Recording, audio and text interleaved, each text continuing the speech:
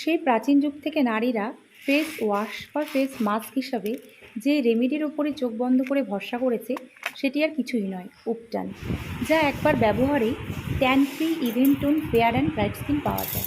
হয়তো সময় বদলেছে কিন্তু এর গুণাগুণ একই রয়ে গেছে। চলো দেখি আমি আমার এই উপটান ফেস মাস্কটি কীভাবে বানিয়েছি।